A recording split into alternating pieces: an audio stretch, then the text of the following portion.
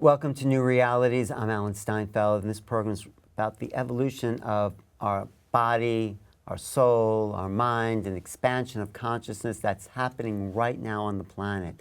That is why I'm so happy to have with me today Hawkins Marwood, who's an Akashic record reader, would you call yourself? An instructor. An instructor. And the idea about the Akashic Records is that it's really our soul's memory, from lifetime to lifetime. And we need, I feel, to understand who we are as these eternal beings in order to take that awareness into this new time, this time of ascension. Absolutely. That's what I feel. So you help people understand their soul mechanism? Their soul's journey, and also, in my mind, more importantly, how it's impacting them in the here and now.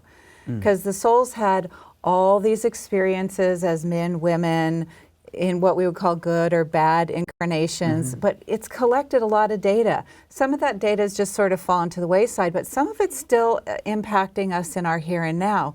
So what we can do by going into the Akashic Records is to go in and find out what's up. But we go out, so many people think about the Akashic Records, well, let me just go look at all my past lives, but the key here is that your soul has you in this dimension, in this consciousness right now. So let's talk about what's up for you. What are your questions now? And then when you're in the field of the Akasha, the information will come forward, whether it's from past or present or future. Right. But the problem I have, I mean, sort of with the word Akasha as opposed to soul, I think it comes down to soul. And what I've understood from the teachers I've been around is that they're not records. You don't go to a database and look up, oh, this happened. For I understand, it's the emotional signatures of each experience that leaves its mark on the soul as a record of experience. The reason we've had everything, right, is for experience and to own the wisdom of that experience. So the Akashic Records is our soul's experience from moment to moment, lifetime to lifetime, and some of those experiences leave a deep, unresolved pattern. Exactly. And we have to see what are those patterns. You can call it the Akashic Record or soul imprint, whatever you want, but you help people go back to their incomplete patterns, would you say? To wherever. And what's also cool, though, is you're bringing up incomplete patterns, because we tend to look at where our problems are. We go like, I'm broken in this way, right? But the truth is, we can also go into the Akashic Records for where we had that thing altogether.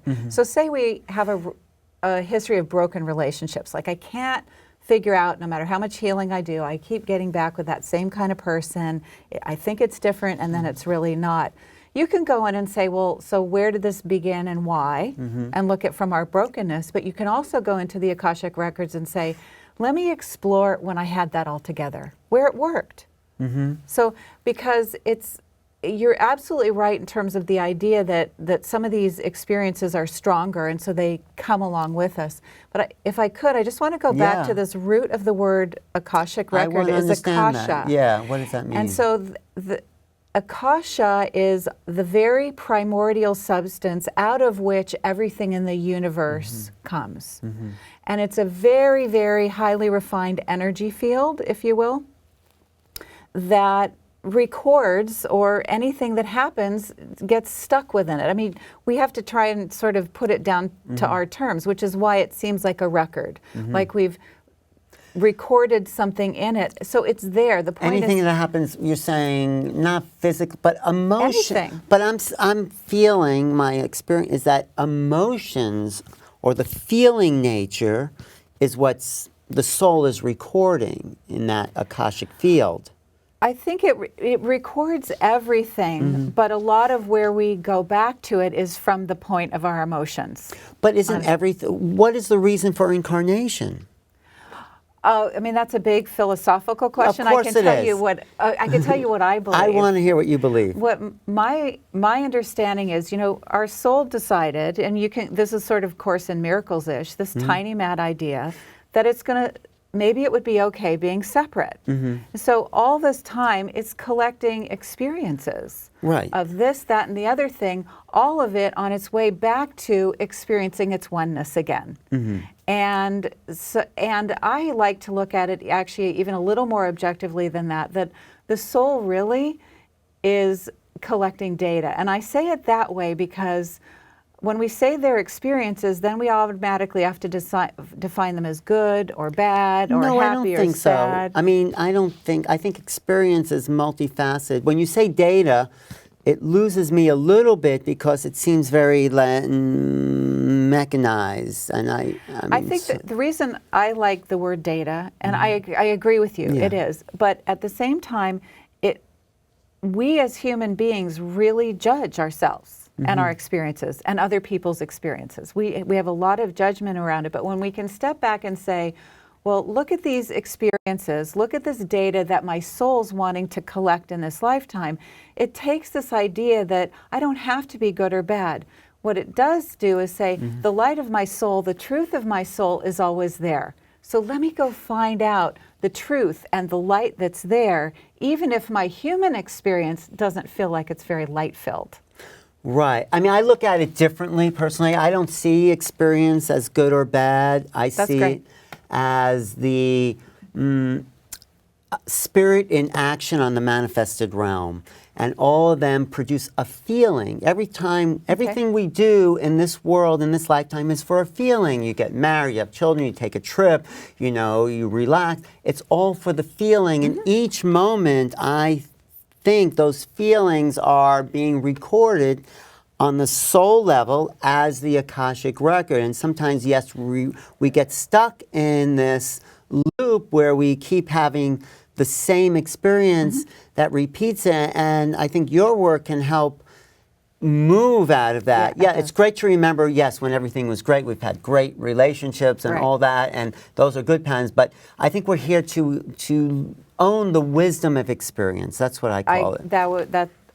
You and I are really saying the same things in different ways, and I completely agree with you, and that's exactly it, the wisdom of it. And for me, I really love talking about our vibrational resonance. So what it is when we've been carrying these experiences that have been more profound, that may not have been such a positive impact in this lifetime, when we can understand where they are, our vibrational resonance shifts, and so therefore our experience of life shifts. How do you do that with people?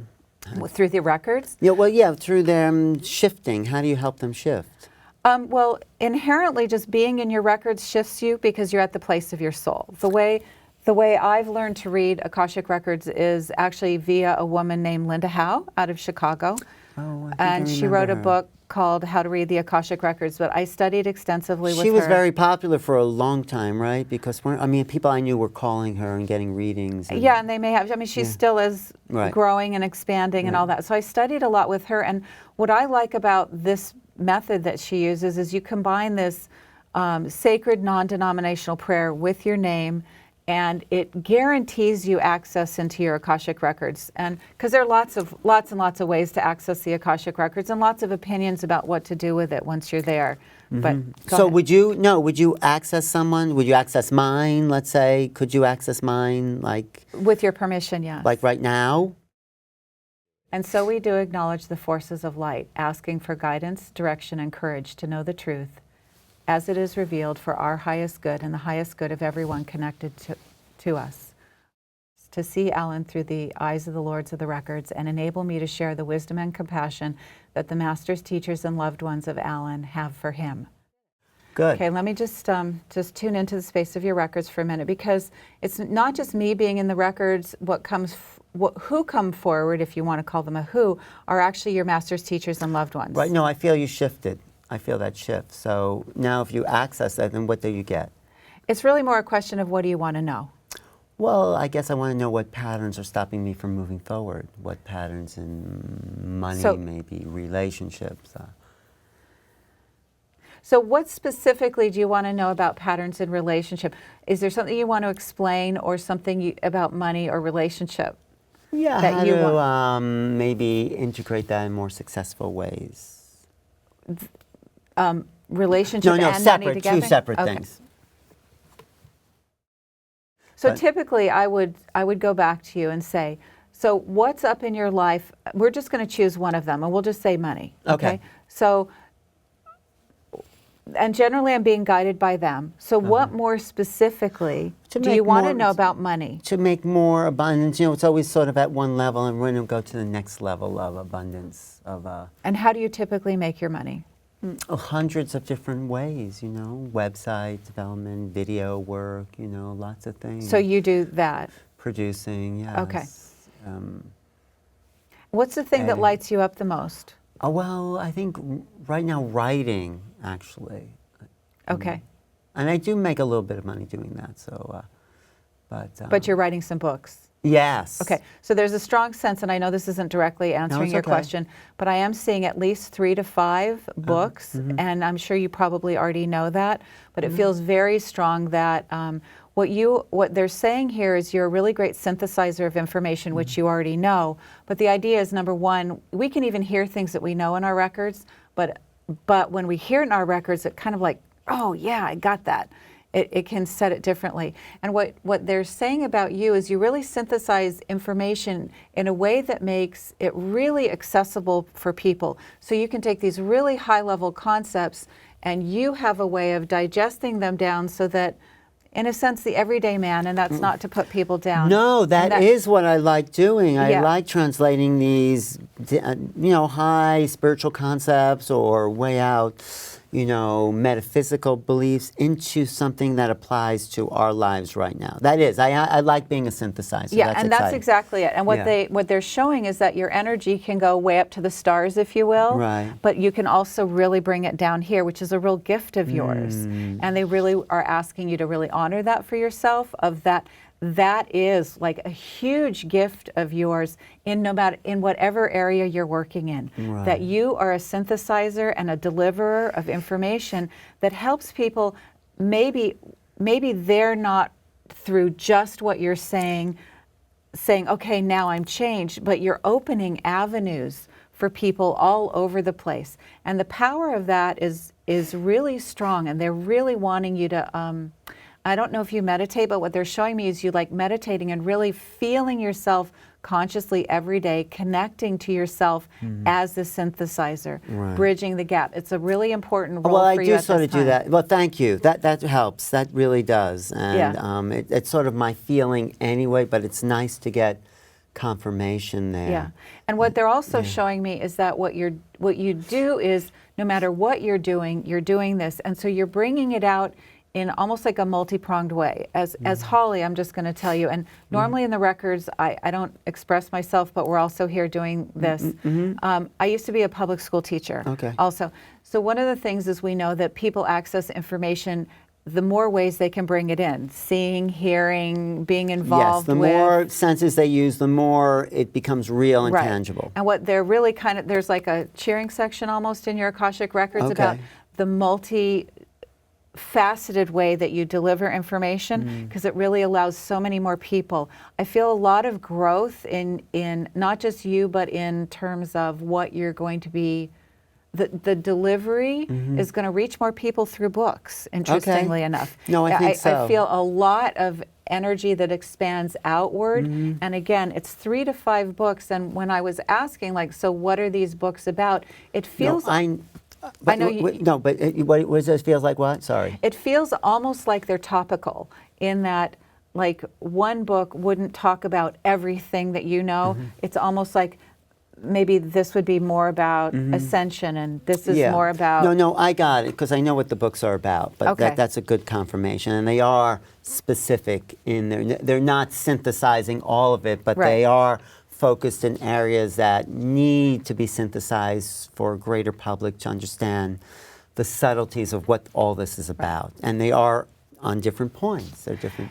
And one of the other things, and again, you probably already know this, but what they're showing me about this is that you're going to have 1 or maybe 2 books, or for some reason they're saying kind of 1.5 books, that are really going to meet people who are really brand newly connecting with this idea of personal transformation and what it means, and digging into their own truth. And then some of these books are going to be way out there. So in a sense, it could start at this more beginning level and work their way up.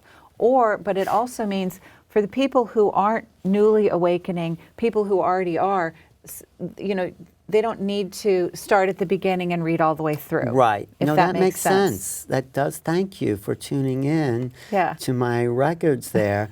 and do you want to step out of the records? Yeah, I can close your records. Okay, close them because I don't want, I get nervous when people are in my records.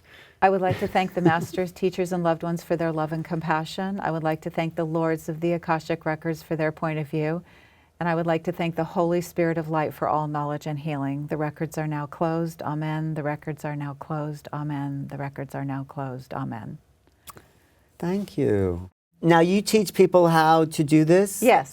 Go in and access their own or others? Both. And what's, okay, so in the classes I teach, people learn how to read their own records. They learn how to do it for others. And what's really fun, or I think this is really fun, is, our pets, our homes, our businesses. Our homes have records. They all have records. Oh. So say, for example, you've got that room in your home that you can't quite figure out what's wrong with it. You keep painting, or go into the record of your home and find out. It has a lot to say. It's very interesting to listen to your home. Go into the record by doing this prayer, and then boom, it sort of shows up on your mental screen.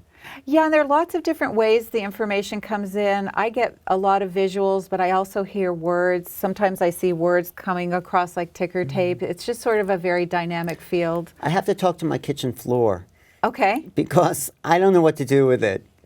I mean, honestly, I know it sounds silly, but it's very interesting. And when you're used to going into the energy of like people, and then you go into the energy of, say, your dog, or you open up the records of your home, which is a structure, obviously, it feels different.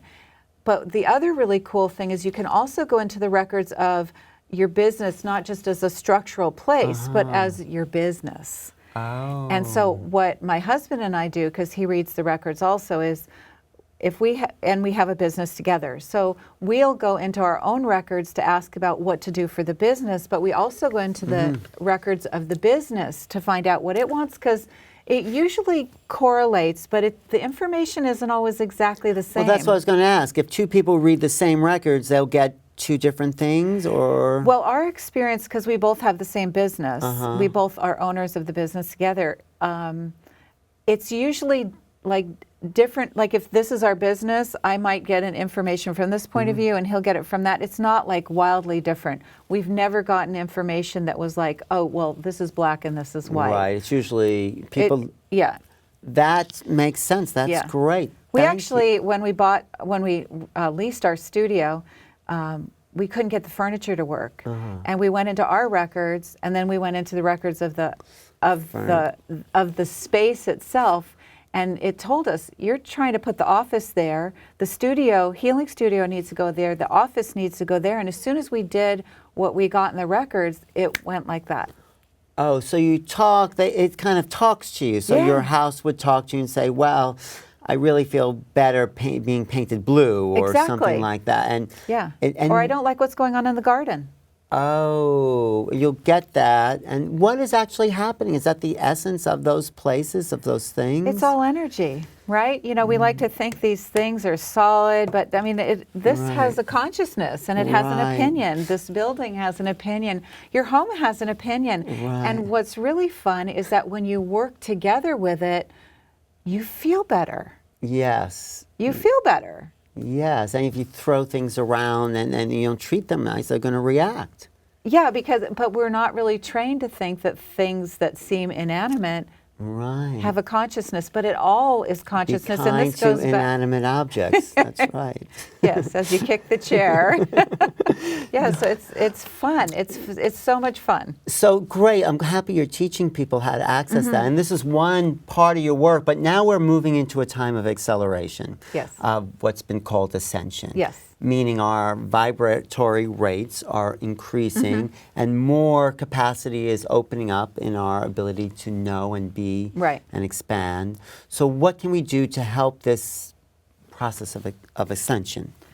Well, I mean, aside from the Akashic Records, which I think is, I'm just going to go back there for a second, is that, ascension happens not because everyone else on the planet decides to behave and people decide to stop bombing each other or whatever. We can all hope for peace, but that's all outside of ourselves. Like, I can be as compassionate as I want for everything else that's happening on the planet, but I can't change any of it except I can change myself. Okay. And as I live in greater connection with the truth of who I am, through exploring my soul level truth through the Akashic Records and other ways, then I get to embody naturally that peace, that love that we're all striving for. And so I start to live it. And then beyond that, though, one of the things that I mean, we talked about this before, is I channel. Yes. And I channel, one of the main groups I channel is called the High Council of Orion. Oh, let's talk to them. No, I mean, I could bring them in really? if you Yeah, want. let's bring them in. Okay, right now? Yeah. I mean, I'm always connected to them. I would love to hear what the High Council of Orion. Haven't talked to them in a while, and yeah. Have you ever talked to them? I probably talked to people like them or Yeah. beings like them. Okay. And, So- okay, yeah, let's bring them in. Okay, and see what we get. I'm usually always connected to them. It's really more a question of just like paying attention to them. So if I just have a second here. Okay. Greetings, dear ones. We are the High Council of Orion. Hi. Welcome. Thanks for showing up in the studio. Do you have anything particularly important to tell us at this really critical point in our history where so many forces seem embattled and in conflict?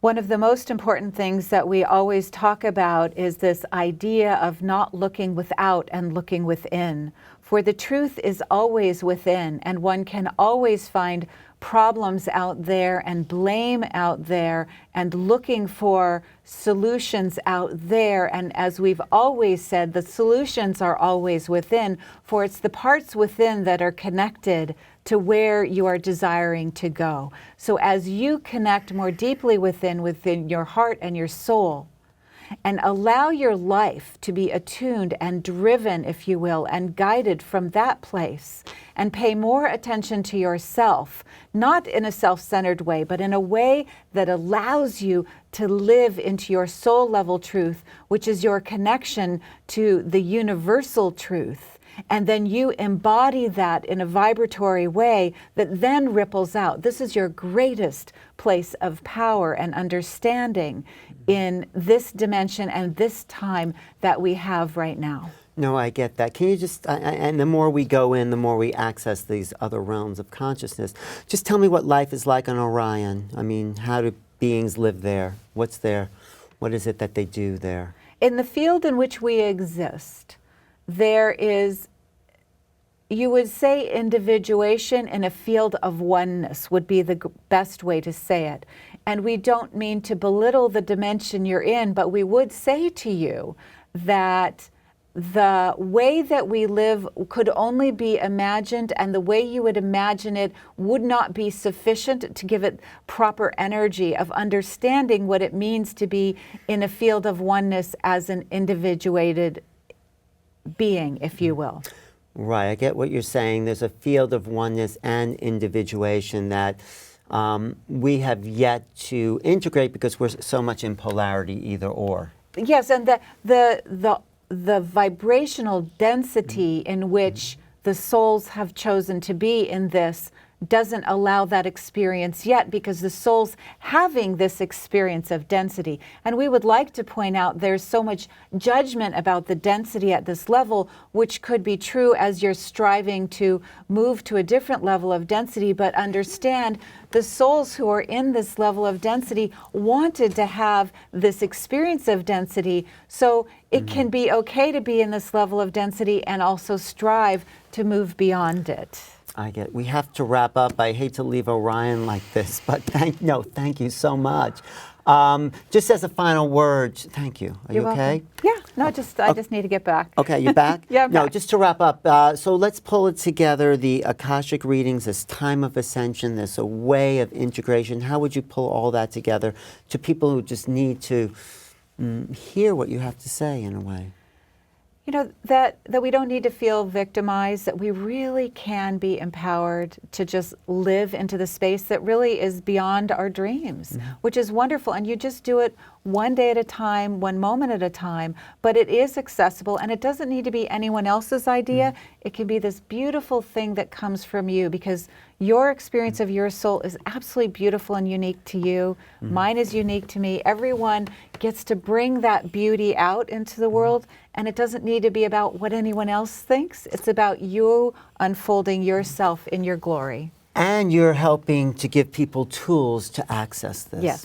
Thank you, Holly. Thank you. It's been a pleasure. Yeah. Holly, what's your last name again? Hawkins Marwood. And your website? soul-genesis.com.